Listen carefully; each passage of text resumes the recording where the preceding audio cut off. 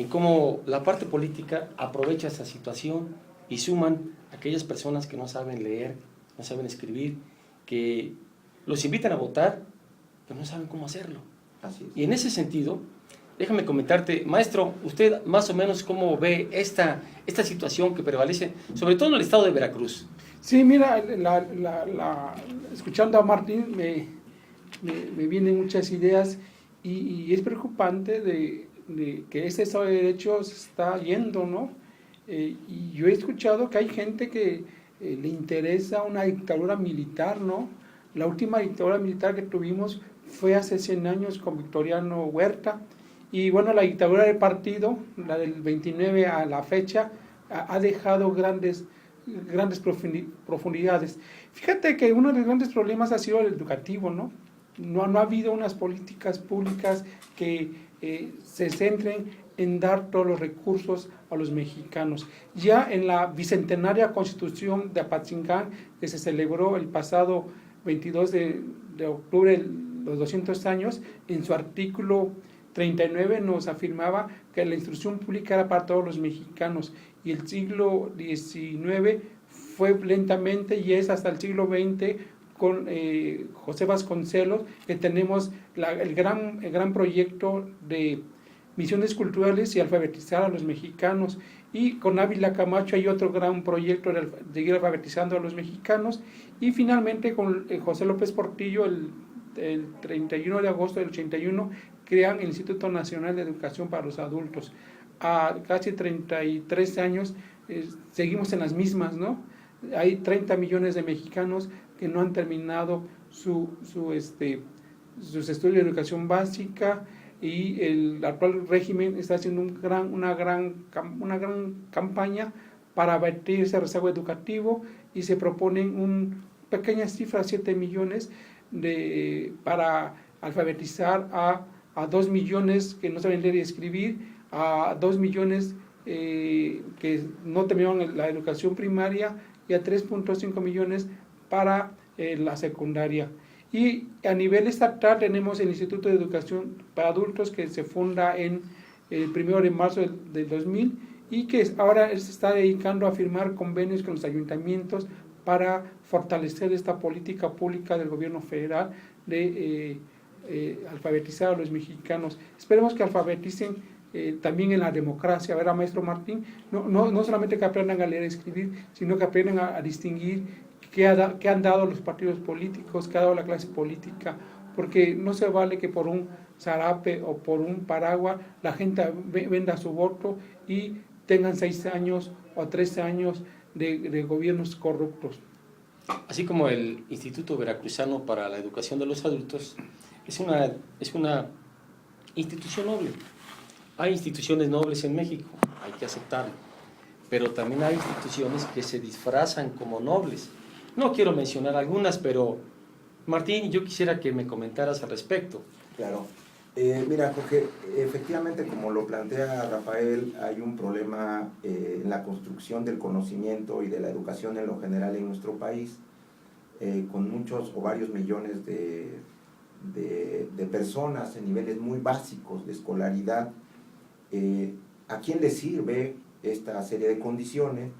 Y cómo es que se forma el otro apartado del proceso cultural en sí mismo, para las grandes mayorías del país, en la construcción de lo que en muchas ocasiones simple y llanamente se llama la opinión pública, que tiene que ver con un bajísimo nivel de calidad en los conocimientos y con informaciones regularmente sesgadas, y que solamente le interesan a los grupos de poder para seguir manteniendo condiciones de bajo perfil, que se manifiestan puntualmente en los esquemas en los cuales se desarrolla el régimen democrático de nuestro país.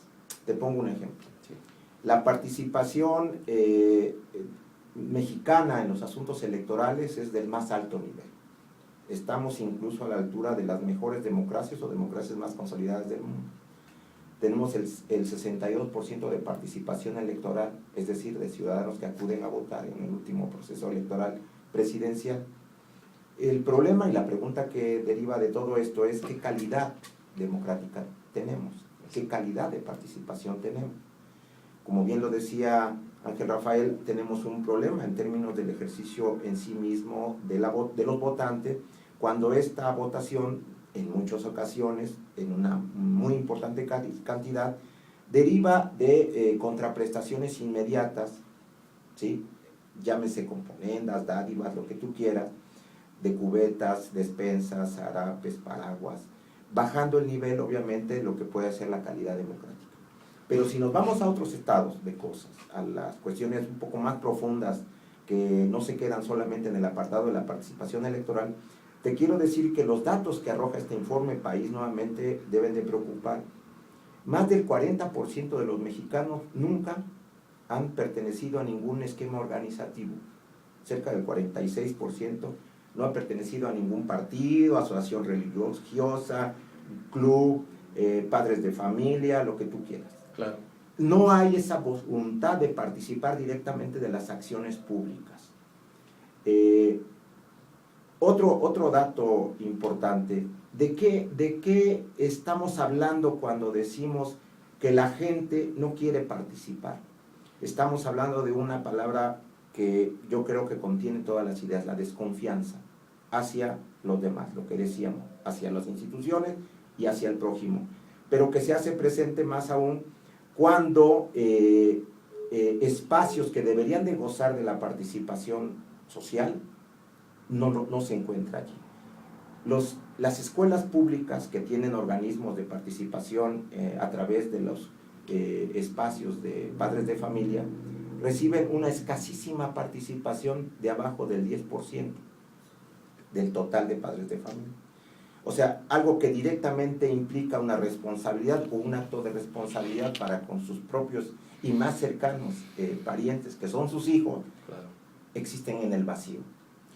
Obviamente te habla de que no hay una construcción vital en la sociedad mexicana de ciudadanía, porque la ciudadanía no puede entenderse en el espacio más elemental de ir a votar o de tener más de 18 años, sino la ciudadanía es un ejercicio en sí mismo que tiene que ver con las relaciones públicas y con los actos públicos, con cómo es que garantizamos nuestra pertenencia a la comunidad o al conjunto social sobre la base del interés del colectivo. Esto es una debilidad, esta es una condición de debilidad de la sociedad mexicana. Tenemos una gran sociedad, para llamarla de alguna manera, con muy poca ciudadanía. Así es.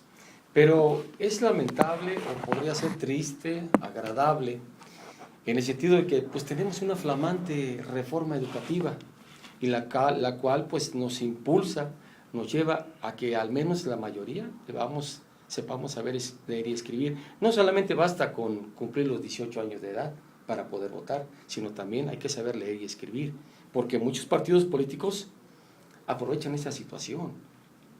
Sí, fíjate que yo milito en un partido azul desde hace como 30 años más o menos, y ahora que está arrojadizándose, me he encontrado a gente que iba a votar en los procesos internos del partido que no sabe leer, pero como fueron captados por Cedesol y por un paisano de aquí de nuestro amigo Martín, es lamentable. Y bueno, aquí tenemos mucha gente que alfabetizar.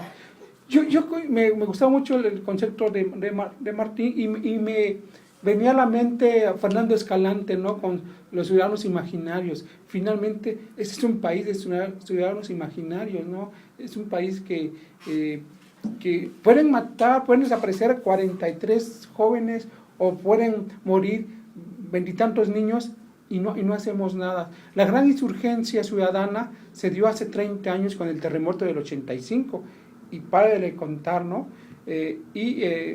Tal vez en el 88 hay otra secuela de los ciudadanos organizados que salieron a votar en favor del Frente Democrático Nacional y que Cuauhtémoc Cárdenas no supo canalizar ese gran movimiento. Pero sí, el gran problema es estos ciudadanos que todo lo quiere que el Estado se lo resuelva, y el Estado tiene que resolver sus responsabilidades, pero también los ciudadanos tienen que participar, y tenemos que participar desde no tirando basura, desde cuidando el agua, desde atravesándonos ahí en las pastos de cebra, utilizando los puentes peatonales, y Y ser ciudadano, yo creo que es algo que se nos olvida a los mexicanos, ¿no? El paternalismo del Partido Revolucionario Institucional, todo queremos que se nos venga del cielo o del gobierno o del partido, pero ser ciudadano significa es amar al país, ¿no?